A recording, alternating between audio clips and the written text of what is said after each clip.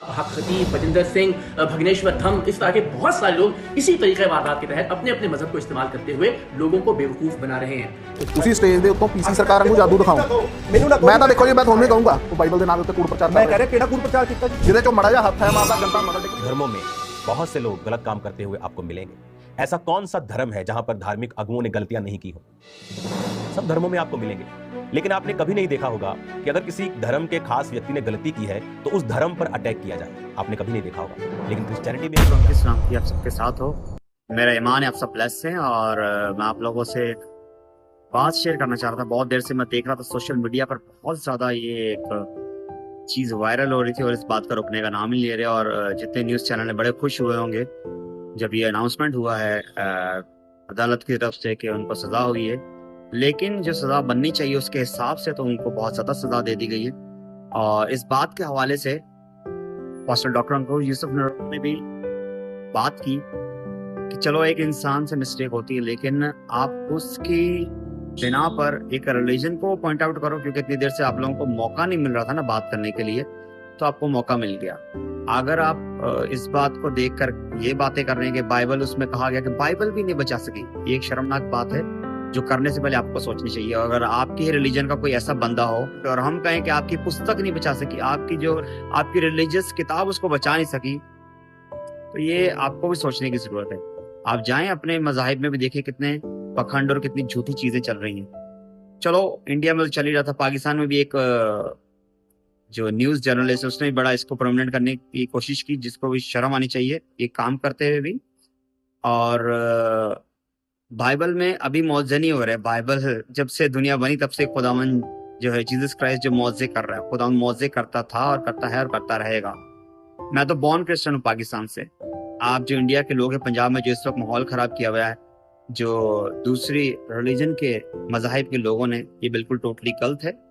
अगर आपको इतना ही क्रिश्चियन लोगों से परेशानी है तो जो क्रिश्चियन लोगों ने चीज़ें बनाई, जिनको प्रोडक्ट्स को आप यूज़ कर रहे, मत करो यूज़, बंद कर दो। आज से अपनी बनाना शुरू करो, मत करो। तालीम भी मत लो, उनकी चीज़ें मत लो, उनकी कंट्रीज में भी मत जाओ।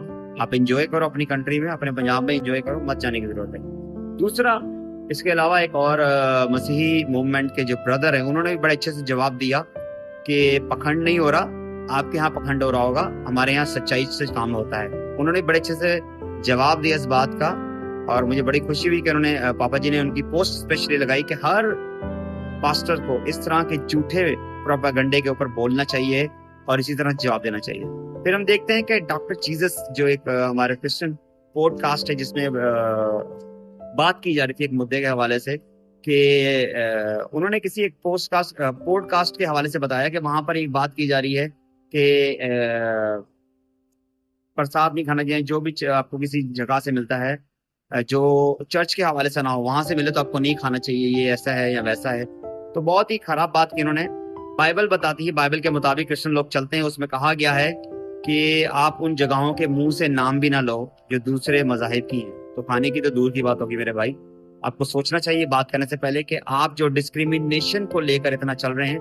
मैं सिर्फ इंडियन न्यूज़ से ये कहना चाहता हूँ कि अगर आप क्रिश्चियनिटी के इस चीज को लेकर इतना मुद्दा बनाया, अब अपनी तरफ जरा रुख करें और वहां पे भी जाएं, वहां पे पखंड ढूंढें, वहां पे भी लोग ढूंढें और उसको इसी तरह से प्रोमिनेंट करें। आपको एक मसालेदार चीज चाहिए थी, उसको आपने मसाला बनाया और वो आप यूज कर रहे हैं अपने चैनल की TRP बढ़ाने के लिए, अपने आप को प्रोमिनेंट करने के लिए। आपको शर्म आनी चाहिए सब चीजें करते हुए। खुदा आपको ब्लेस करे, आपको हिकमत दे, और ये सब चीजें जो आप फजूल कर रहे हैं इससे बाहर आए और आगे की तरफ देखेंगे किस तरह से खुदा काम कर रहा है। क्रिश्चियनिटी बढ़ती थी, बढ़ती है और बढ़ती रहेगी। और आप देखेंगे पौलुस रसूल की जिंदगी में कितना सताव आया, कितनी उन्होंने कोशिश की कि जो वो प्रीचिंग कर रहा है, जो मुनादी कर रहा है, उसको रोक सकें, लेकिन रोक नहीं पाए। आप देख रहे हैं पूरे यूरोप में उसने मुनादी की, और जितना आप रोकने की कोशिश करेंगे क्रिश्चियनिटी उतनी ही बढ़ती जाएगी। मेरी वीडियो के बाद आप उन सब वीडियोस को, चीजों को भी देखेंगे जिनके बारे में डिस्कशन कर रहा हूँ। खुदावंद आप सबको ब्लेस करे। ਕੋਈ ਵੀ ਐਸਾ ਜੰਤਰ ਮੰਤਰ ਉਹਦਾ ਤੰਤਰ ਨਹੀਂ ਚੱਲਿਆ ਉੱਥੇ, ਉਹਨੇ ਕੋਈ ਛੂਛਾ ਨਹੀਂ ਕੀਤੀ ਵੀ ਜੱਜ ਪਿੱਛੇ ਨੂੰ ਡਿੱਗ ਪੈਂਦਾ ਤੇ ਕਹਿੰਦਾ ਪਾਸਟਰ ਸਾਹਿਬ ਆ ਚੱਕੋ ਤੁਹਾਡੇ ਹੱਕ 'ਚ ਫੈਸਲਾ, ਤੁਸੀਂ ਬਿਲਕੁਲ ਸਹੀ ਹੋ ਤੇ ਆਪਦੇ ਘਰੇ ਜਾਂਦੇ ਲੱਗੋ। ਪ੍ਰਭੂ ਯਿਸੂ ਮਸੀਹ ਜੀ ਦੇ ਕੋੜੇ ਖਾਣ ਦੇ ਨਾਲ ਅਸੀਂ ਚੰਗੇ ਹੋ ਗਏ, ਕਿਉਂ ਨਾ ਆਪਾਂ ਪਾਸਟਰ ਇਕੱਠੇ ਕਰਕੇ ਤੇ ਉਹਨਾਂ ਨੂੰ ਵੀ ਕੋੜੇ ਮਰਵਾਈਏ ਤੇ ਕੀ ਪਤਾ ਸਾਰੇ ਚੰਗੇ ਹੋ ਜਾਣ। ਮੈਨੂੰ ਨਹੀਂ ਲੱਗਦਾ ਵੀ ਤੁਹਾਨੂੰ ਸਟੇਜ ਦੇ ਉੱਤੇ ਹੋਰ ਕੁਝ ਕਰਨਾ ਚਾਹੀਦਾ। ਸਾਨੂੰ ਤਾਂ ਪਿੱਠ ਨੰਗੀ ਕਰਕੇ ਖੜੇ ਹੋ ਜਾਣਾ ਚਾਹੀਦਾ ਵੀ ਮਾਰੋ ਸਾਡੇ 50-50 ਕੋੜੇ, ਛਿੱਲ ਦਿਓ ਸਾਡਾ ਸਰੀਰ, ਛਿੱਲ ਦਿਓ, ਆਪੀ ਸਾਰੇ ਤੁਸੀਂ ਚੰਗੇ ਹੋ ਜਾਓਗੇ। ਉਹ ਛੂਛਾ ਕਰਨ ਦੀ ਤਾਂ ਲੋੜ। सोचा भी ना हो बहुत से धर्मों में बहुत से लोग गलत काम करते हुए आपको मिलेंगे। ऐसा कौन सा धर्म है जहां पर धार्मिक अगुओं ने गलतियां नहीं की हो? सब धर्मों में आपको मिलेंगे, लेकिन आपने कभी नहीं देखा होगा कि अगर किसी धर्म के खास व्यक्ति ने गलती की है तो उस धर्म पर अटैक किया जाए। आपने कभी नहीं देखा होगा। लेकिन क्रिश्चियनिटी में हमने क्या देखा कि अगर किसी ने गलती की है, हम उस में नहीं जाएंगे, वो गलत है, हम इस चीज में नहीं जाएंगे। मैंने वो सब बता दिया है सब पहले, चाहे वो ले हैंड का पैसा लेना हो, कुछ भी हो, हम उस चीज में नहीं जाएंगे। लेकिन क्या आपने न्यूज को देखा? आपको न्यूज चैनल पे मिलेगा, बाइबल भी बचा नहीं पाई इस फलाने पास्टर को। देखिए कितने बेशर्मी से क्रिश्चियनिटी को, बाइबल को अटैक किया जा रहा है। बाइबल भी इसका क्या मतलब है? अच्छा, बाइबल को काट दो, अब किसी और धर्म का व्यक्ति अगर वहां पे कुछ गलत काम कर रहा हो और नीचे उसके धार्मिक पुस्तक का नाम लेके बोला जाए कि डैश डैश डैश भी बचा नहीं पाया इस फलाने बंदे को, इमेजिन करो इंडिया का हाल क्या होगा। लेकिन क्रिश्चियन लोग जो आत्मा में जीते हैं, अगर कोई और धर्म का होता तो अभी दंगे हो चुके होते कि तुम्हारी हैसियत क्या है कि तुम बाइबल को लिखो कि बाइबल भी बचा नहीं पाई। तुम बाइबल को बीच में क्यों ला रहे हो? एक बंदे ने गुनाह किया, कानून ने उसको सजा दी, उसको अलग रखो। धर्म बीच में क्यों आ रहा है? क्योंकि उन्हें बहाना चाहिए क्रिश्चियनिटी पर अटैक करने का। जिन लोगों के साथ गलत हुआ उनके साथ मेरी सिंपैथी है, इसलिए मैं जानता हूं, उनके लिए मैंने प्रार्थना की है, प्रभु उनको शांति दे। लेकिन आप देखिए शैतान इस चीज का फायदा कैसे उठा रहा है कि बाइबल भी बचा नहीं पाई फलाने पादरी को। इमेजिन करो कि वो कह रहे कि बाइबल भी बचा नहीं पाई। आपको बाइबल का बीच में लाने की क्या जरूरत है? किसी ने गलती की है, आप बोले कि फलाने ने गलती की है, कोर्ट ने सजा दी है, क्या प्रॉब्लम है? लेकिन बात क्रिश्चियनिटी पे अटैक करने की है, बहाना मिलने की है। इसलिए तो परमेश्वर के दास ने कहा था शैतान को अवसर मत देना।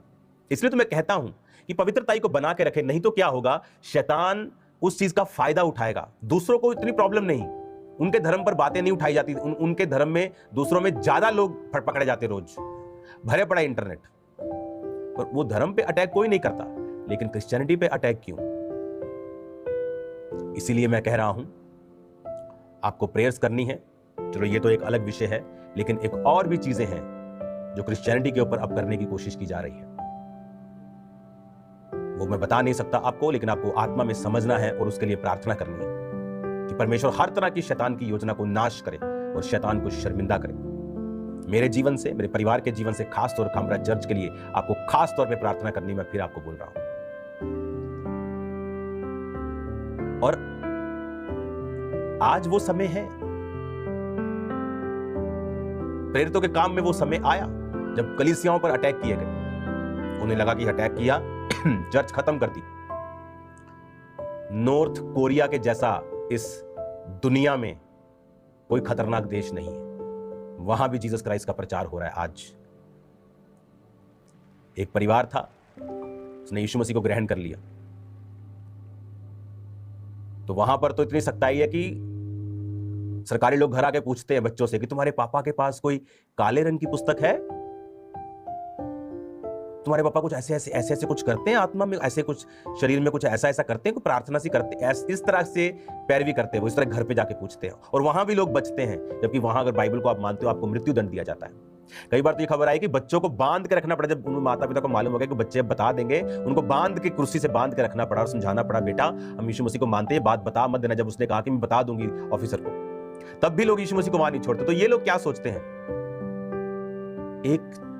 एक चर्च पे अटैक कर दिया, मान लो यूपी में कहीं पे चर्च बंद हो गया, वो क्या चर्च खत्म हो गया? नो, वो आज भी लोग एक दूसरे को सुसमाचार दे रहे हैं और लोग प्रभु में आ रहे हैं। खुदा का काम तुम बंद नहीं कर सकते, तुम जो भी हो, जितने मर्जी तुम खब्बी खान हो, तुम नहीं कर सकते।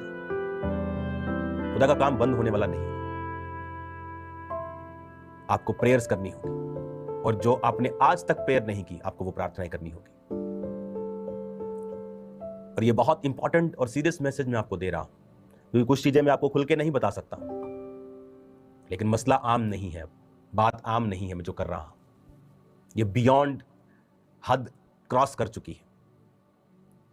अब आपको आत्मा में इसे समझना है और इस पर एक्ट करना है और दलेरी के साथ जीना है और शैतान के सिर के ऊपर पांव रखकर उसे कुचलना है, क्योंकि हमारा युद्ध किसी इंसान के साथ नहीं है। शैतान का एक ही काम है कि रूहें ना बचे। वो चाहे धर्म परिवर्तन का झूठ फैलाए, वो चाहे किसी और चीज का झूठ फैलाए, ताकि खुदा का काम रुके। खुदा को क्या मतलब है, तुम ईसाई हो, तुम हिंदू हो, तुम सिख हो, खुदा को इससे क्या मतलब? परमेश्वर को क्या मतलब है? परमेश्वर चाहता है आप पाप से मन फिराए। धर्म परिवर्तन क्यों खुदा को छोटा कर रहे हो? धर्म परिवर्तन नहीं, मन परिवर्तन।